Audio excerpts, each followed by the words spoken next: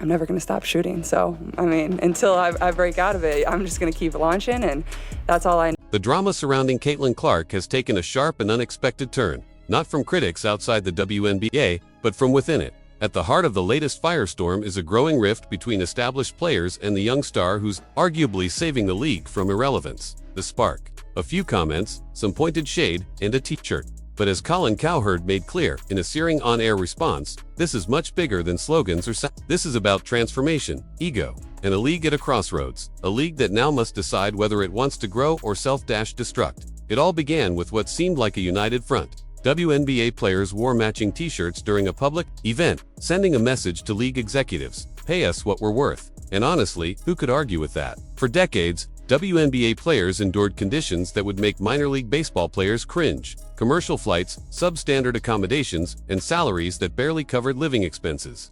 But the message quickly got lost in the noise. When Kelsey Plum, a respected veteran and star for the Las Vegas Aces, decided to add an edge. In what many interpreted as a not-so-subtle dig at Clark, Plum pointed out that 0 members of Team Clark were present during the meeting that led to the t-shirt protest. The implication was clear. Caitlin Clark reminded everybody who she is in the Fever win over the Wings.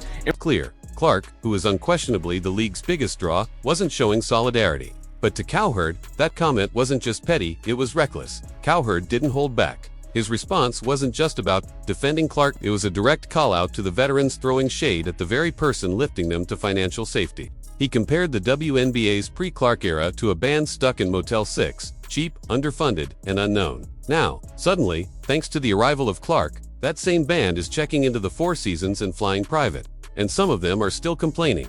Why bite the hand that feeds you? Let's look at the numbers. Since Clark entered the league, merchandise sales have exploded by 500%.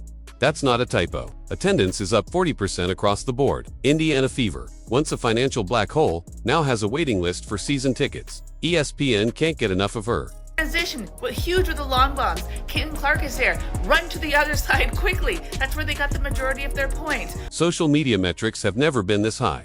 Sponsors, they're flooding in, hungry to get a piece of the Clark effect. These are not abstract benefits. Every WNBA player now flies in comfort and security. Every team is seeing a revenue bump. Every paycheck is swelling. And yet, some of these very same players seem unable or unwilling to give credit where it's due. Cowherd made it plain. This isn't about denying veterans their due. He supports players asking for more money. He agrees they deserve more than the meager 9% revenue share they currently receive. But what he doesn't understand, and what many fans are now beginning to question, is why some players feel the need to undermine the only person turning this league from charity into business. And then came the All-Star voting. What should have been a celebration of the league's brightest lights became yet another showcase of the pettiness simmering behind the scenes. Caitlin Clark, despite leading in nearly every offensive statistical category, finished 9th. In player voting, 9th, she was ranked below players with far less on-court impact and even less influence off it. The fans weren't fooled. They voted her the top guard. Coaches and media gave her the nod. But when it came to the players, jealousy reared its head. Cowherd laid the truth bare. This wasn't about performance. This was about resentment. The WNBA had spent years blaming the media, blaming fans, blaming sexism for its lack of attention. Now, they have attention.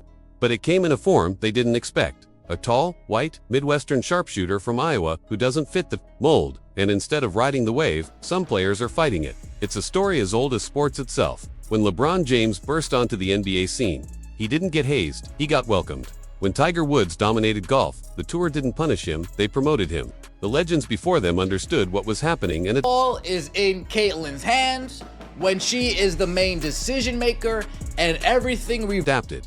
But Caitlin Clark, she's not getting that same grace. Instead, she's getting targeted literally. The hard fouls, the elbows, the extra contact, it's all there on tape. It's reminiscent of the Jordan rules.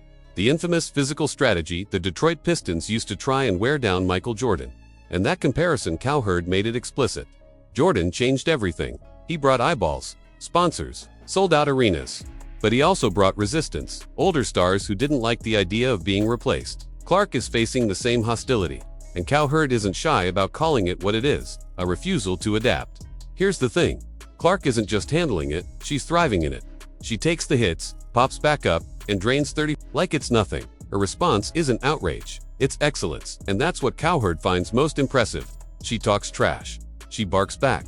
She keeps coming. She's already one of the most dangerous shooters in the league. Statistically, more efficient from deep than Steph Curry was in his first MVP season. The numbers say she belongs. The fans say she belongs. It's only her peers who seem unsure. It's not just personal, it's systemic. When Jordan took his lumps in the early days, the Bulls responded by bringing in enforcers Charles Oakley, later Dennis Rodman, guys who would protect him and send a message. The Indiana Fever are doing the same. They acquired Sophie Cunningham, a gritty player and former karate champion, not for her scoring, but for her toughness, a protector, a shield for their star. It's a page right out of the Jordan playbook, because the parallels are that real dot. If this all sounds dramatic, it's because it is. Women's basketball has waited decades for this moment. Caitlin Clark is the first truly transcendent superstar the WNBA has ever had. She's not just talented, she's marketable. She moves jerseys, she drives ratings, she sells out arenas. But more than that, she's giving the league something it's never had: momentum. You have to give the ball to Caitlin and let Caitlin do what Caitlin has to do. Now, Cowherd's final message wasn't subtle. The WNBA's future is Caitlin Clark. Whether players like it or not, she is the golden goose.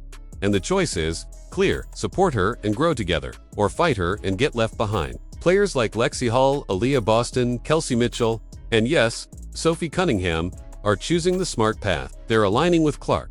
They understand the game beyond the scoreboard. They see where this is going. Because if the league unites behind Clark instead of dividing around her, the sky's the limit. Sold-out games will become the norm. TV networks will fight over broadcast rights. Little girls will wear WNBA jerseys to school, not just because it's fashionable, but because they're inspired. If the veterans step aside from pride and lean into progress, this can be the tipping point. This can be the WNBA's version of 1984, when Jordan changed everything. But if the jealousy continues, if the pettiness keeps bleeding into voting and public jabs, the league could stall right when it finally had the engine to fly. Cowherd made it plain. This is the worst Clark will ever be. She's only getting better. And if the league can't protect and promote her now, they'll lose not just a superstar, but a generation of fans ready to believe. So where do you stand? Is Caitlin Clark the player to finally carry the WNBA into the mainstream? Should her teammates support her rise instead of resisting it? Drop a comment below with Golden Goose if you believe Clark is the future. And don't forget to like this video, subscribe, and turn on notifications, because this story is just getting started, and we're here to follow every twist, every game, and every headline. See you in the next one.